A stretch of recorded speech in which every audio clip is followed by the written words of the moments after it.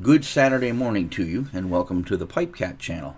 I'm Larry, same Larry that's always here, and I have for you today another introduction of a new product that I am new to.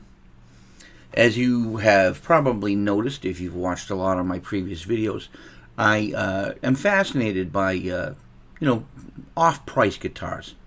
Let's face it, largely Chinese guitars. And I find that there's nothing wrong with that. I mean, to explore them, to find out what they can do these days, it has been fascinating. And, in the course of doing that, you meet other people that do the same thing. You watch a lot of other reviewers that are doing the same thing. And sometimes you're inspired. Well, a friend of mine brought an off-price guitar down to a band practice and asked me what I thought of it. And he put it in my hand, and I thought, it feels really quality. There are tiny little cosmetic things that you could shoot holes in, but mostly it felt pretty good. The weight was right, and the playability was just amazing.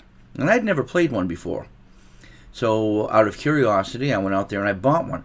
This off-price guitar is actually about $50 more expensive than my Squier Sonic Mustang that you saw me review, the yellow one. In fact, it's one that I really have only become familiar with recently. And I'm going to open a box because the one I ordered just came in. And I'll show you what this is about. I was very impressed with this thing. And of course, I'm a sucker for colors. And this one here was a fix for me. So you'll see what I mean in just a moment. So come with me as I open this box.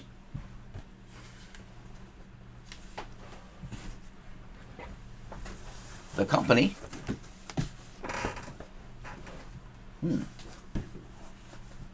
Nope. Reflection. Leo Jaymz guitars. This is a Leo Jaymz. And I'm not sure which end is up on this box.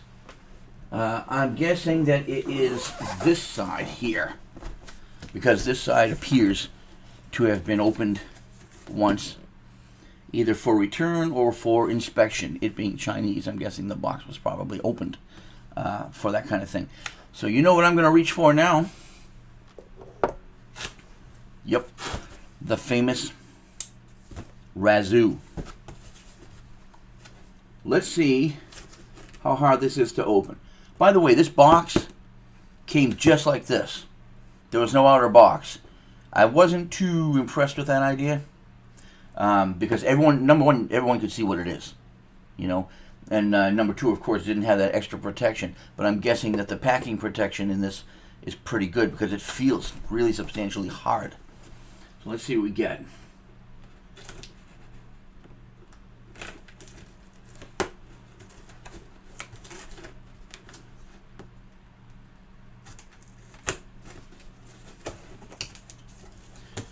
Alrighty. Yeah, definitely been opened, but understandably so. You can't buy one.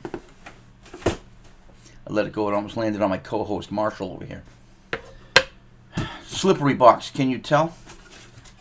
All right, let's see what we got inside. I'll probably ramp up the speed of this part of the video because, yeah.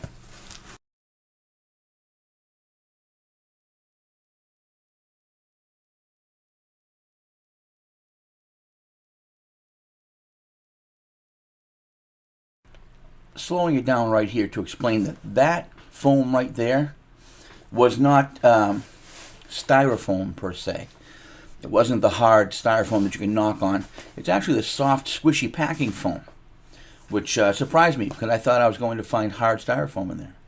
I ordered my guitar in a gig bag, so let's stay at normal human speed from here on out. Put the Razoo away. So here it is. It came in a gig bag, and the gig bag, I must say, I'm going to turn the camera a little bit. That's Marshall's butt right there. This gig bag is actually pretty nice. I didn't expect it to be quite that nice. Let's see if there's any candy in there.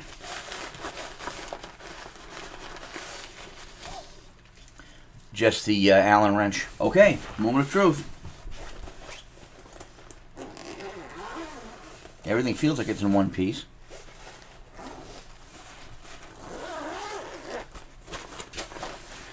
All right, ready? Ta-da! More foam. That's okay. Prom dress. Ooh, I don't want to give too much away, but you probably saw the color of that guitar. You know, it's a pretty average gig bag, but the material on the outside is actually harder than you would normally encounter. It's like cloth rather than like that black sort of real hard canvasy stuff. This is a little different. I mean, it feels much the same, but it's got a nice logo on it, you know. And the construction's not bad. It's not all bent up and folded up and squished and squashed, and does not look like it's been used before, so I'm glad about that. So that's the gig bag. Let's look at the guitar, shall we? Okay. Well, normally it's a prom dress. This one's kind of like a death shroud. It's a little on the ghosty side. It's not foam. They're not using that soft bagging foam that they normally use. This is actually kind of like a cheesecloth kind of thing. It's a cloth, which is interesting. Again, this guitar brand is brand new to me. Leo Jaymz is brand new to me. I've only ever held one in my hand the day Frank let me hold his guitar, that is. And I liked it. All right, let's take a look at this. Ta-da! Huh? Huh? A tricolor. Put that over there. I'm actually going to keep that bag because it's not easy to rip. And you never know when you have to ship something. Oh, got to razoo something. We've got tape on the neck here. This is the Leo Jaymz Les Paul copy. The model name and all that is in the title of the video. Wow. I put that tape on pretty good. Alright.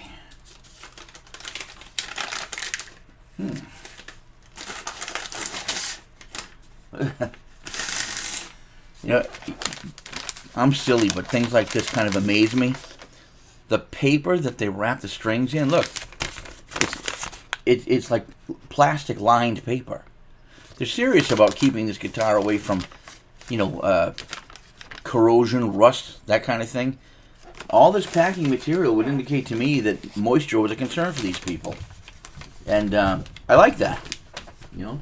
Right now, 2 of my 3 cats have the zoomies, while the other one's over here in a table coma. The other 2 are darting around, so you're going to see little black, white, and orange bullets going back and forth over there. Jesus. Anyway, there it is, right there.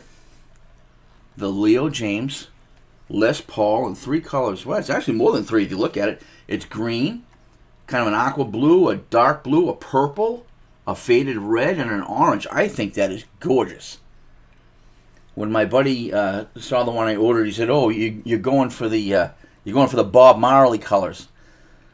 Let it be. Who cares? Maybe it is. You got these nice gold top hat type knobs. Let's see how the pots turn. Yeah, they feel pretty good. I don't know if they're little tiny Chinese pots. Maybe they are. I don't know. You do have the control panel in back to look. But, you know, I don't generally open that up until I discover there's something about it that I don't like. Or something's hissing, or, you know, something crazy like that. The only time I'll open that up, when I have to. I don't need to know. I don't need to know visually what those, you know, pots look like. As long as the tone they're giving me is what I'm looking for. I'm just that way, you know. So let's see. Let's look for any initial shipping damage while, you know, appreciating the beauty of this guitar. Take a look. There's some slight figuring back there, huh?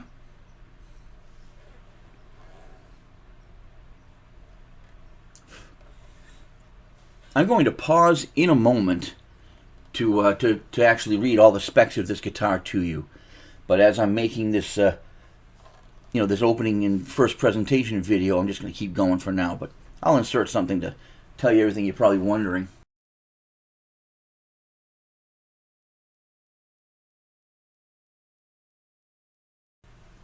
That's a nice light-colored fretboard. Those frets are pretty big. They're definitely not very shiny. Can you see this? And you look, look close. Those frets are not polished. Nope. These frets looks like they have been leveled. Yeah, these frets have been leveled and not crowned and not polished. Maybe someone did have this before me. Don't know. I didn't order a used one. This one doesn't have any marks on it. None that I can see. Of course, there's no plastic on the pickups. Oh, yeah. Oh, actually, there is. Cleverly concealed plastic on the pickups. Yep. Typical Les Paul style bridge and tailpiece that I like. It is all gloss. The guitar is gloss all the way, even the neck. There's no satinizing anywhere. Yeah, there's not a mark on this, not a belt mark or a fingerprint or anything. I love the color. I love that kind of rich, sort of reddened mahogany in the back there. But yeah, no warehouse dust or anything. The plastic is still on the back of these sealed tuners. See the tuners? Don't know about the action of those tuners. I'll check that out. But normally you find a little sticker on these that says Made in China. There isn't one on this. There isn't one of those. But there is a little QC sticker in the back there. Tapped it on my table. Luckily the table has a plastic runner around it. Soft. Yeah, these frets, somebody made a mistake at the factory. They leveled these. They did not crown them. It looks like they took some material off. Let me see if I can show you. Let me find a particularly affected fret. Look up here, right near where the neck joins the body. I don't know if I can show it to you. But you can see where it's been machined off right there? But never, not recrowned. They left it flat. Where they leveled it, they left it flat. They didn't recrown it. So they pushed this one out of the factory in a hurry. That's definitely a negative for me. Because that means now I have to fuck with these frets. I have to get in there and I've got to crown them. And then I've got to sand them down smooth. And then I got to polish them. And if you lose too much material any place, you end up, with a high or low fret somewhere. So, that right there is a biggie for me. And that's a no-no. This was $50 more expensive than my Squire Mustang, which was perfect. I hesitate to even play this guitar with the frets. They're very rough.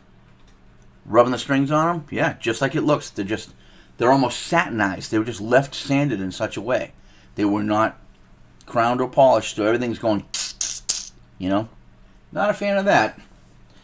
Let's see about the strings. I mean, strings that guitars come with. I generally, will 86 those anyway, but let's see.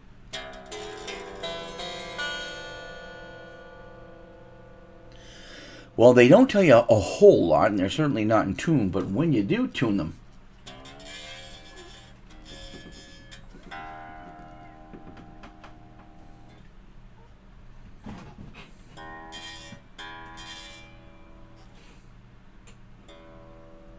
by ear.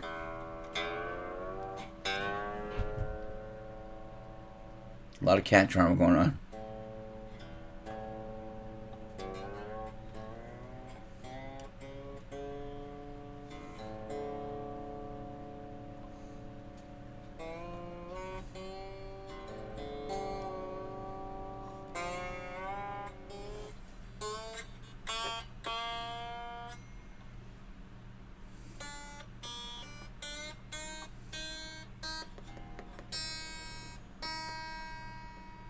Again, I might be a little flat here.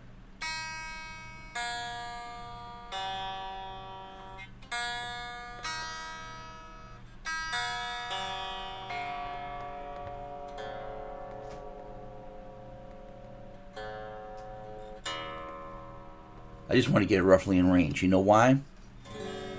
I want to see how loud the guitar is acoustically before plugging it in.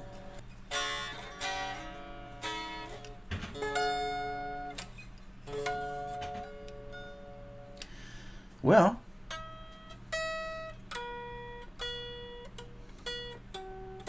intonation's way out.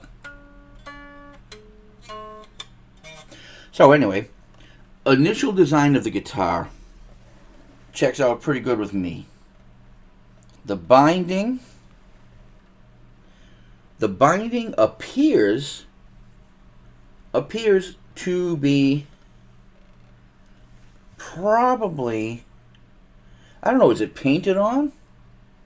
I do see some sort of material inside there, but it wasn't very well covered. If there was material, it actually makes an interesting sort of a beveled look to it, if you can see it. I don't know if that'll focus for you. Reflections everywhere. Yeah, that's I mean, it doesn't look bad. You certainly can't feel anything. And where the paint or spray or stain was applied in front. See, the one my friend showed me is green. He bought the green one, and there's a couple little areas of overspray where the color was running sort of onto the binding, and I was looking for that with this, but I don't see it. This one came without that problem. So right now, cosmetically speaking, it's beautiful. It feels right. It feels like a Les Paul. The neck might be even a little bit thinner than a standard Les Paul. It's kind of a fast feeling neck. But you know what? I can't avail myself of that until I fix the frets. You know? I can't really tell how this guitar plays until I fix the frets. And I probably am going to need to do that intonation too. The action, however...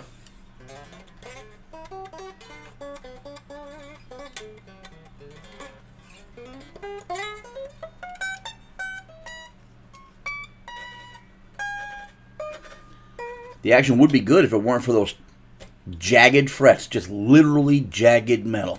If I tried to play this guitar for a while, I'd probably go through these strings.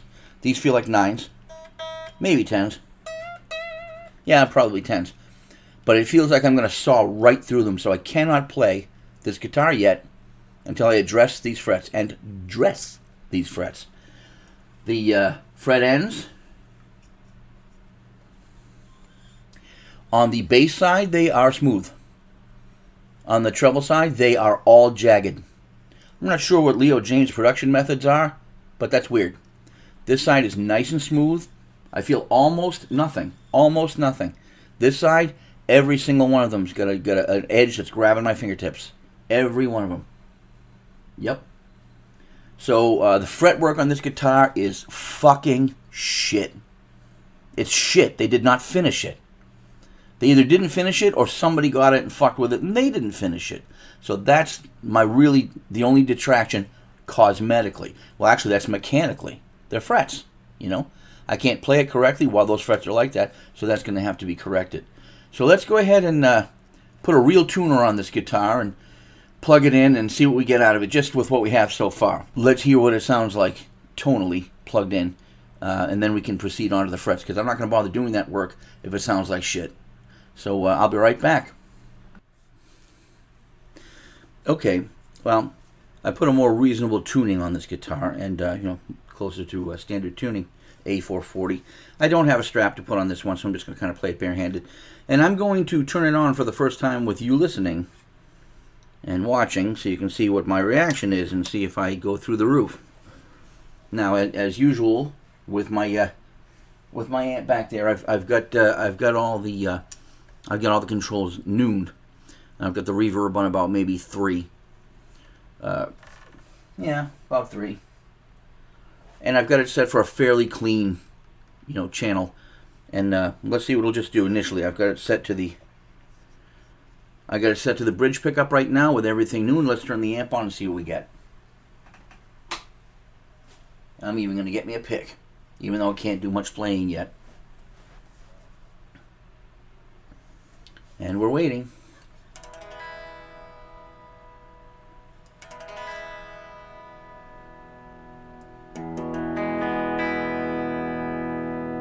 the first amplified tones from this guitar, and you were with me for them. Here is your bridge pickup.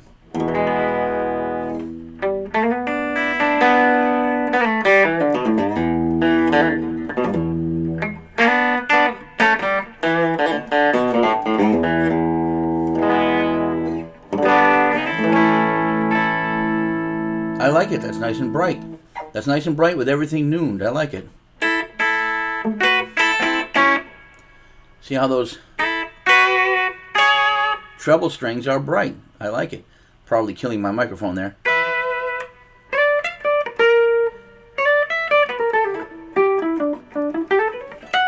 Can't do any bending or stretching because I will tear my strings off if I do.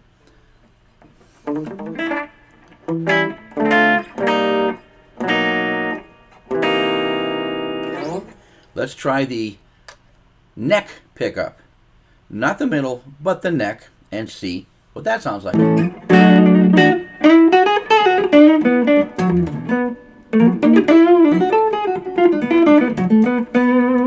Pretty reasonable Les Paul tone right there.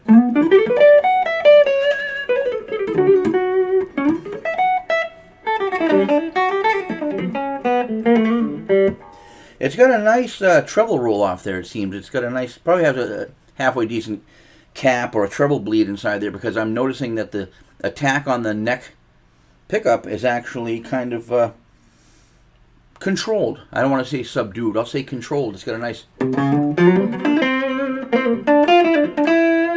As you let the note ring, it maintains tone. When you first hit it, when you pick it, it's a nice attack. It's not a harsh attack, which I kind of like. That's actually what I like about Les Pauls. I think they probably are very much emulating the control structure inside of Les Paul and the tone filtration. So I like that. Now let's try the middle position, which kind of tells you a lot. These guitars are not push-pull anything. There's no coil splitting going on. These are that's just a blend, that middle position.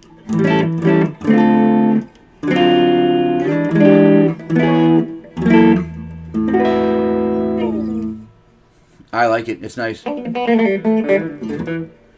So, so far, my initial reaction to this guitar, only having been turned on a clean channel, is that cosmetically beautiful. The neck feels absolutely amazing. It really does. I can't lie about that. That's what I liked about that first one that my friend showed me. My buddy Frank showed me his Leo Jaymz. I was like, that neck is just amazing. And it is. This neck feels much the same. Very nicely made, set neck. Yep, nice, nice construction all around. And the tone of the guitar so far has been great. I mean, you heard it just then. I haven't even tweaked that amp to where I like it yet, but just on flat everything, I'm really digging that. It's too bad I can't really wail on these strings right now because of the way, the shape they're in, but I guess what I'm saying is the one detractor of this guitar is the fret job. Maybe not the frets themselves. They definitely do not. If they're steel, I can hardly tell because of the sheen that was left on them, the machine work that is still all over them. So if they're really steel, I won't know until I shine them up and look at them.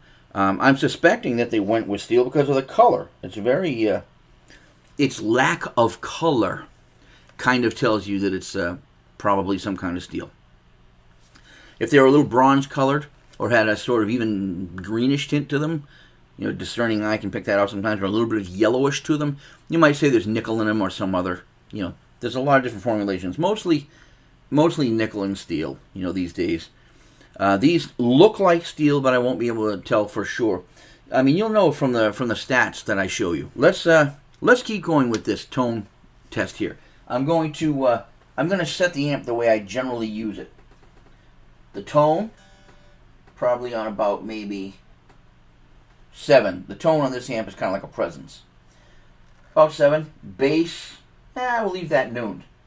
The middle, I like to pull that out a little bit. I'll put that down to about 3.5.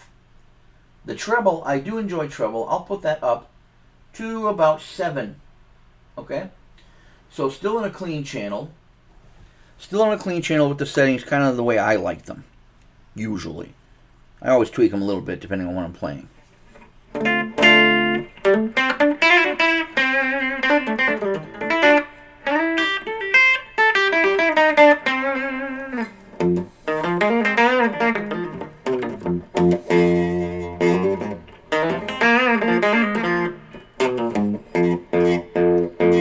That F note is kind of dead. But then again, that pickup is kind of far from the string too. I'll rectify that.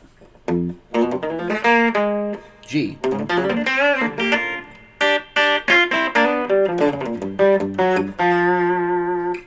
Not bad. All right, middle position.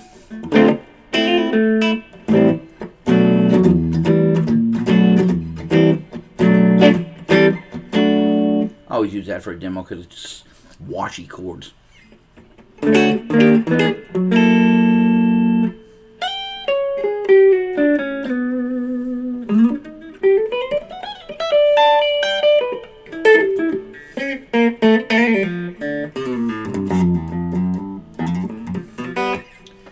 a look at that nut slot height.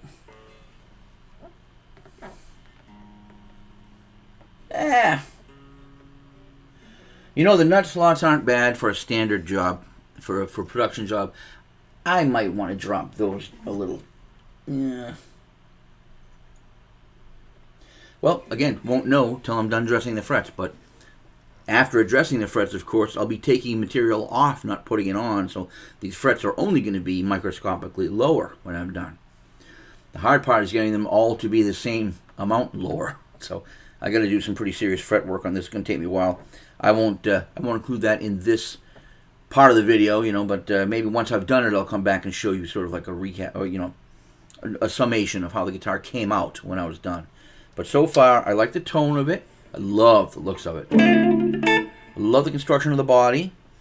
I find nothing about it that I find distasteful. I even like those gold top hat knobs. Kind of nice with the partial see-through acrylic and the, you know, the aluminum tops on them. I like that. So the guitar is certainly beautiful. Certainly feels good in the hand, no doubt about it. The tone, I'm loving it. I don't see anything wrong with these pickups at all. I'll know when I plug them into my big rig, maybe if I bring this down to practice, but that won't be today. I actually have to go to practice in a couple of hours, but I won't be bringing this one because I've got to work on the frets first. So anyway, that's the initial box opening and first time once over on this guitar. The Leo Jaymz Les Paul copy. Again, the model name and all that is in the title of the video. And yeah, it's certainly one of the most beautiful guitars I've ever bought. I'll probably end up removing the pick guard. I'm not a pick guard fan, although this one's actually not bad. It's not bad. They mounted it cleanly, but if I leave it on, I'll probably end up putting some sort of a little plastic insert underneath that screw because it just went straight from metal to paint. But the other anchor point up here, not exactly on center, but the thing about that is, you see a little gap where the screw is, where the screw head is. I don't know why I can't get this thing to focus. There you go. There's a little bit of gap there, see, just to the right. But you see the plastic is up against the plastic of the pickup, and so that's creating a tension point. I'd rather have that tension point be right there, plastic to plastic, than have it pulling on the wood somehow. So it looks like they put that in just by luck, just by sheer fortune. They got that to have a stress point against the plastic rather than the wood, which I like. So that's an argument for leaving it in place. I do like the ivory color, and I like the way it matches the pickup frames here. Everything seems to be installed right. I don't see any problems with gaps in the drillings or anything like that. The switch feels like a, you know, I'd say mid to lower value switch, but that's okay. When I was tuning it, the tuners felt okay too. I don't really have a problem with them. I know a lot of people say they didn't like these tuners, but I don't have a problem with them. Pretty good. I thought they felt pretty tight. You know, you can tell that the tuner handles there, they're just sort of like a chrome coated plastic, I think. What they feel like. I could be wrong, they could be all metal, but I think they're just chrome coated plastic. Who cares? I really don't care about that stuff. So, yep, I'll be back once I've had this guitar set to perfection with a strap, and then we'll put it through some paces and see how it sounds. But thank you for being here for the opening, and I'll talk to you soon. Well, hi guys. I decided to make an addendum on this already too long video. Pardon my scratchy voice. I was singing today. Just got back in practice a little while ago. This guitar has been an adventure. Ups and downs, highs and lows. After I filmed the first part of this video today, earlier this morning, I didn't think that I was going to bring this guitar down to practice. But as it turned out, I actually finished that filming ahead of schedule and had some time before practice, so I actually did do some corrective work on this guitar. And what I did was mostly these frets. These frets, as you saw earlier, were not they weren't dressed. They had leveled them and just left them just like that, flat, no crown, no polish. So I took my trusty marker here, and I marked the ones that were flat. You know, the ones that had been filed down. And I put red on top of only them, and only, you know, the area where the flatness was, the correctable areas. And then I took my StewMac fret crowning tools. I got one of those. I got a set of those fret crowning files, and I went across those until that band of red just got narrower and narrower, and I was just left with a little hairline of it, which indicated that I had not removed any height from the frets, but I had rounded them. So then I took my fingernail tool here, and I went up and down the neck, and I first lightly sanded off the tool marks that were left on all of the frets, and then I ended up, you know, very fine sanding, and then, you know, buffing, and then polishing, until I had these down to a pretty shiny state. They're not exactly mirrors, but they're close. They're at least as good as you get when you buy a guitar, you know. So I think that yeah, they were hard to machine. So they're definitely, you know, some grade of steel. And I got them to where they don't buzz, and everything's nice and flat, and the action is nice, and I was able to set the intonation. I did that. You know, just basic setup. But I discovered something at practice. I was so happy to bring this guitar with me because I told my friends that I wasn't going to have it. But I was going to surprise them by bringing it there, and while playing it, I noticed something. My finger went right here to the base of the neck, and I found a crack. Real one. Now, I think it's only in the finish. I don't think it's in the wood. But I was afraid that it was going to grow and chip. So, you know, big red flag there. Between the fret job that this thing came with, or lack thereof, and this crack that I found at the neck set. Can you see? Can you see that? That's actually with some super glue, you know, seeped into it. I did that just to keep that lacquer from cracking off. That follows the seam. That follows this seam all the way down. Follows it all the way down. It doesn't go to the other side, but it does follow the seam. So I basically took my super thin super glue and just drifted into that crack all the way down, just to try to seal it back onto the wood, try to hold it together so it doesn't come out. So here's what I'm left with. The guitar is beautiful. It sounds beautiful. It plays beautiful. And down in the rehearsal room, I had this plugged into my Bogner Alchemist half stack through my series of pedals. I've got a 29 pedals Una, which is unbelievable, and everyone should get one of those. I've got a Crybaby Wah. I've got a chorus. I've got a delay. I've got a tremolo in that line. And I just use them individually. I stopped using processors a while ago, and I'm using real pedals now.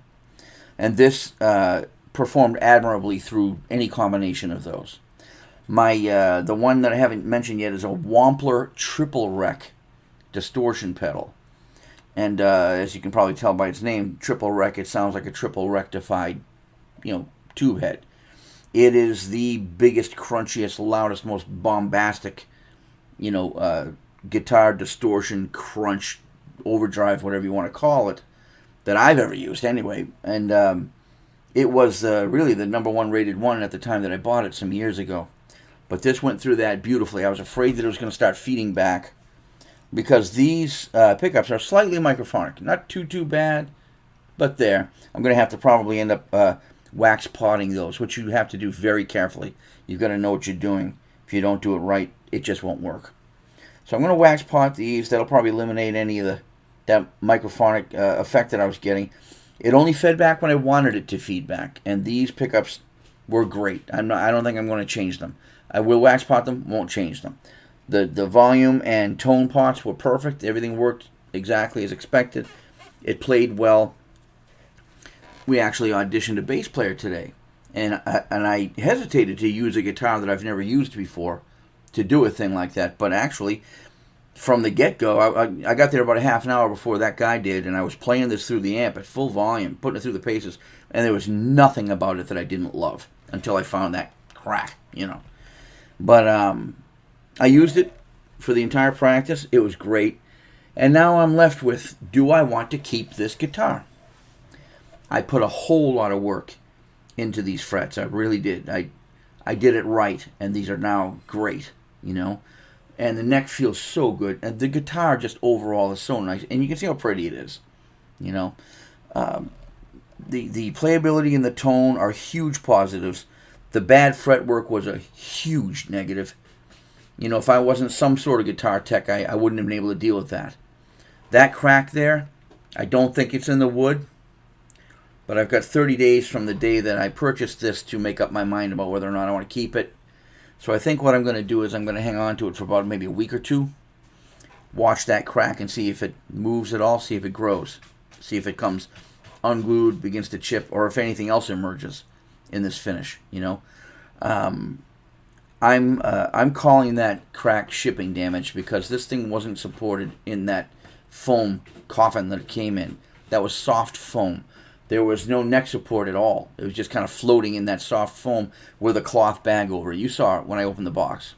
There was no kind of support in there. I thought there would be some. There wasn't.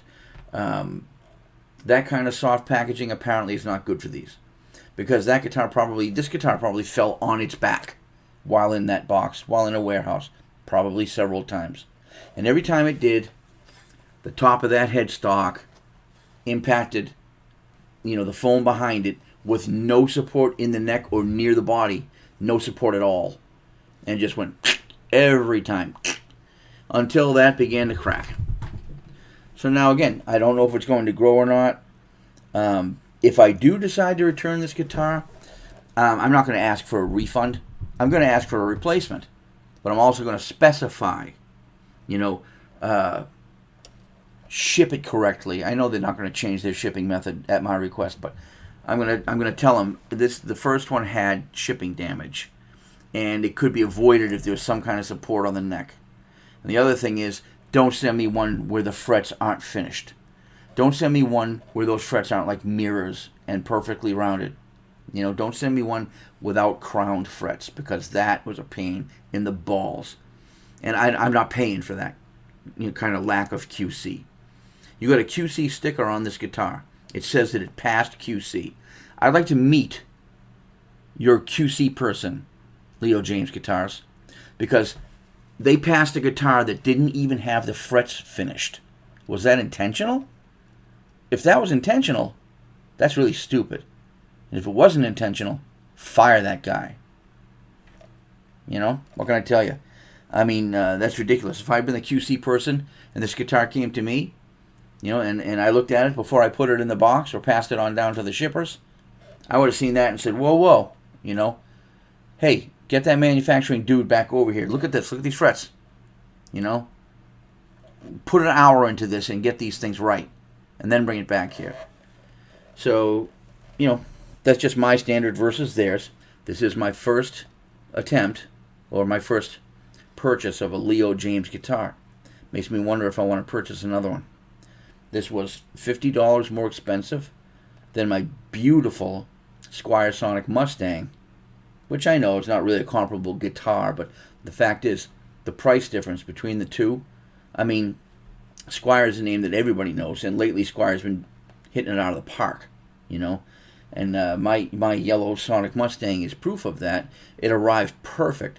It was packaged well. It was beautifully set up. I almost didn't have to do anything to that guitar at all. Just take it out of the box and go to a gig, you know, which almost never happens with me. I'm just too picky. That one was like that. Just near perfect. This one here, far from perfect. And more money. Now, you know, granted, it's a fancier piece.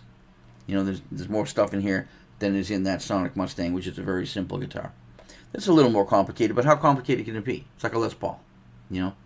I haven't even seen the quality of the pots. I didn't bother opening the back panel because if they work, I don't bother watching. I don't bother looking. But I may take it apart now because I got to wonder, where else did they cut corners? Where else did they not look when they said that this was passing QC? So I'm going to leave it right there. I'm going to decide whether or not to keep the guitar. If I do decide to return it, I've got all the packaging materials. I didn't lose anything, not one rubber band. I'm ready to send it back in perfect order. I don't want to hear any arguments from anybody if I do that. You know, it did come through Amazon, so Amazon's pretty good about stuff like that. So if I do return it, that's what I'm going to do. But if I do, I'm only going to get another one of these. And if I get another one of these, I'll probably do a short video just to show you how the new one was. If the new one shows up the way this one did, I'm going to tell you not to buy a Leo Jaymz guitar. You know? If it shows up great and no problems, then I'll say, okay, mine was an anomaly. You know? I do buy a lot of guitars, and to get one that was, you know, with that much neglect about it, was rare. It was rare. So, yeah, definitely red flag on Leo Jaymz till I figure out what I'm going to do. And that's about it. This video is so incredibly long, and I apologize. Thank you for staying all the way to the end of it. If you learned anything or if you enjoyed it, you know, please sub the channel or put a like on the video at least. I do not monetize. I say that all the time. I'm not making any money from this, but it's nice to be able to grow the channel. It's just a thing I do that I love. So, you know, and I can't do it without you. So thank you for hanging in there and for watching all my videos. I really do appreciate it. I know they can be a little bit wacky, and they definitely ramble on at the mouth forever. So I'm just going to cut this one right here and say thank you. Have a great day, and I'll see you again real soon.